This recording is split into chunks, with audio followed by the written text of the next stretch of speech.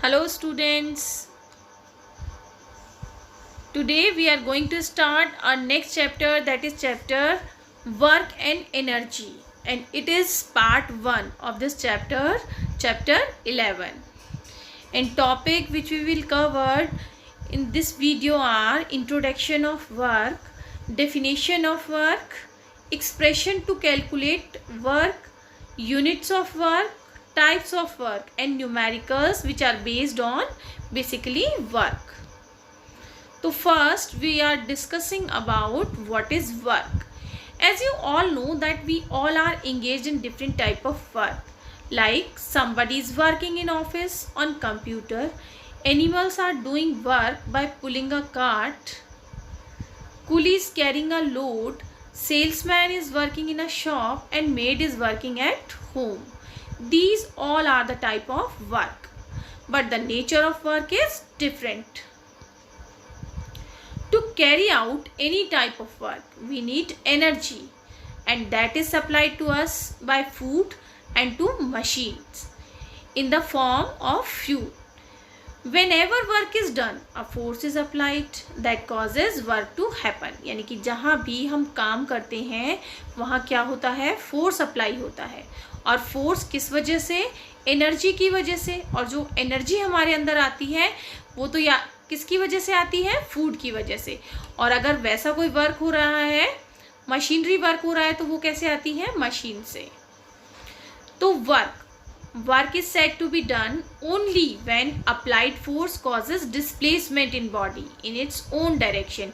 यानी कि अगर हम साइंटिफिक लैंग्वेज की बात करें तो क्या होता है वर्क, जब हम फोर्स अप्लाई कर रहे हैं, किसी भी फोर्स को अप्लाई करने की वजह से अगर डिस्प्लेसमेंट हो रहा है, यानी कि मूवमेंट हो रहा है, मोशन की वजह से कोई चीज़ क्या हो रही है, डिस्प्लेस हो रही है, उसको क्या बोलेंगे हम, work. In factors which are affecting work are force and displacement.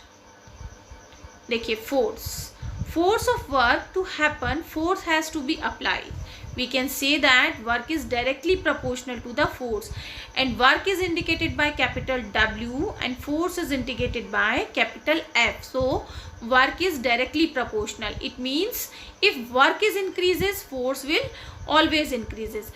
If work will decrease, force will also decrease. यानी कि दोनों का ऊपर जो इफेक्ट पड़ रहा है वो दोनों का क्या होगा, इक्वल होगा. ओके, अगर वर्क कम हो रहा है तो फोर्स भी कम होगा, और फोर्स ज़्यादा हो रहा है तो वर्क भी ज़्यादा होगा.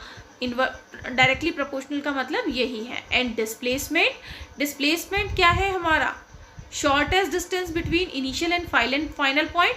तो the necessary condition for work to be done is that the displacement must be caused in the body.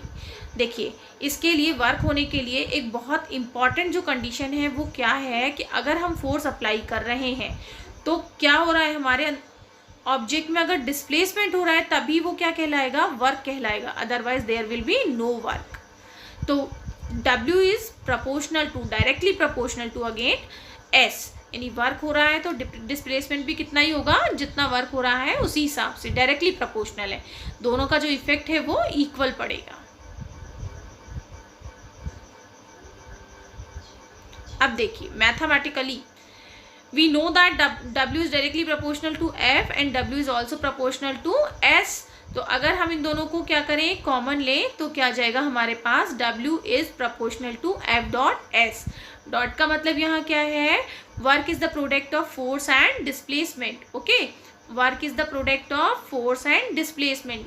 अब अगर वी नो दैट कि अगर हम कोई प्रोपोर्शनल का साइन हटाते हैं, we have to put a constant. हमें क्या लगाना पड़ता है, कांस्टेंट लगाना पड़ता है. और यहाँ हमने लगाया है प्रोपोर्शनल हटाकर k का sign. k is a constant.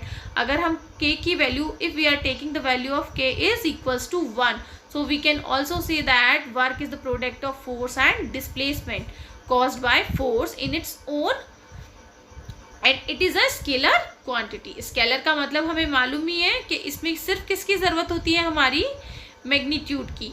और वेक्टर में हमें मैग्नीट्यूड के साथ साथ डायरेक्शन की भी ज़रूरत होती है. यहाँ पर हमने वर्क को स्केलर क्वांटिटी बोला है. क्यों बोला है, क्योंकि यहाँ पे एक क्वांटिटी क्या है, वेक्टर, और दूसरी क्वांटिटी क्या है, हमारी फोर्स. देखिए, expression for work done against gravity.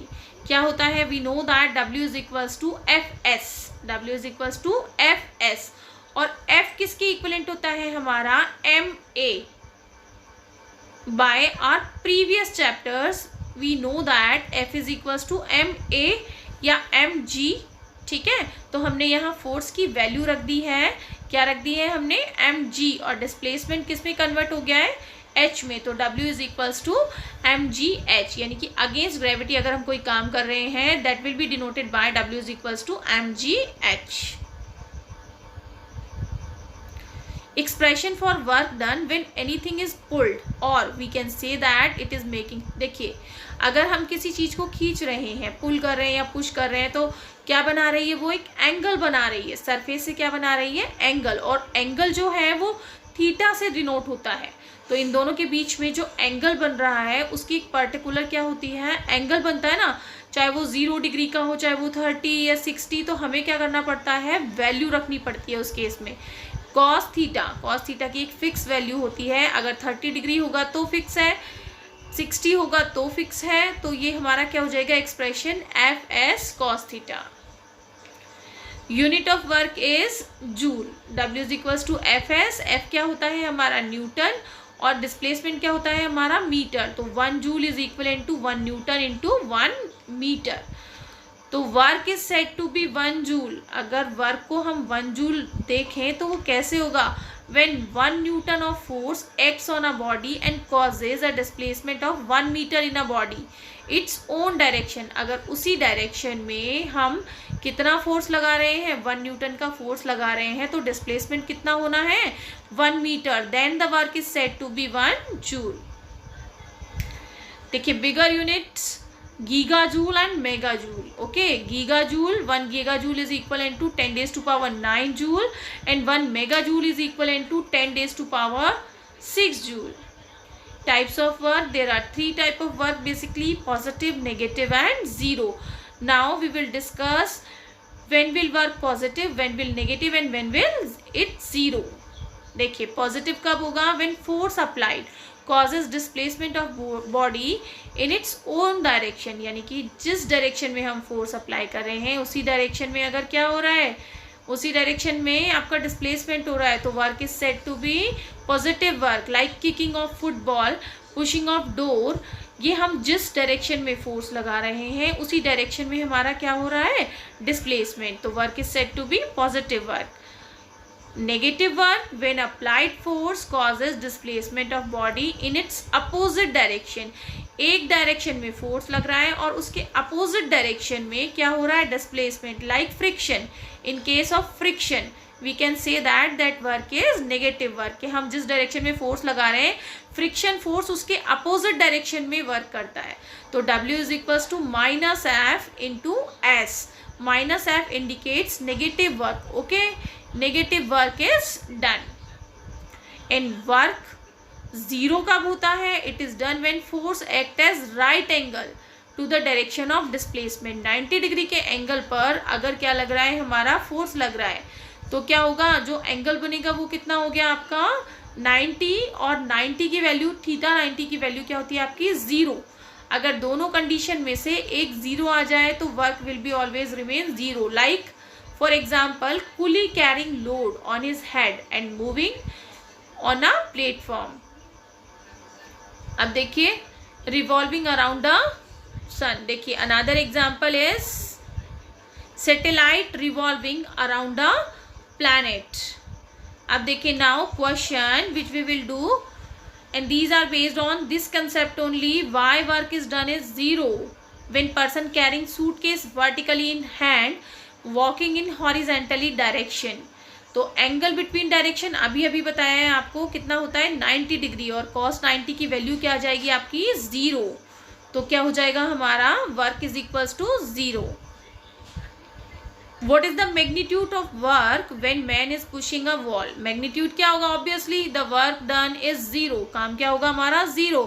In this case, because in this case of displacement is 0, क्योंकि हम कितना ही पुश कर लें वॉल को क्या होगा, कितना ही पुश कर लें हम क्या होगा, उसमें कोई डिस्प्लेसमेंट नहीं होगा, सिर्फ वर्क ही वर्क लग रहा है, वो फोर्स ही फोर्स लग रहा है, तो वहाँ वो क्या हो जाएगा आपका 0. Next question, a force of 7 newton acts on a object. 7 newton क्या है यहाँ पर? Force. And the displacement is 8 metre in the direction of force. Displacement क्या दे रखा है? 8. हमें क्या निकालना है यहाँ पर? Work. W is equals to f s. 7 into 8 कितना हो जाएगा हमारा ये? 56 joule. And a pair of bullock exert a force. देखिए यहाँ पर क्या दिया हुआ है हमें? Force is given here and displacement is also given here. We just find out the work and that will be Fs. W is equals to Fs. We just multiply to each other. F को और S की value को multiply करना है. Now we will get the answer after the multiplication. Next question is, this is the list. You have to check out whether work is done or not in following. अब आपको ये question करना है and send me as soon as possible. Okay? Bye.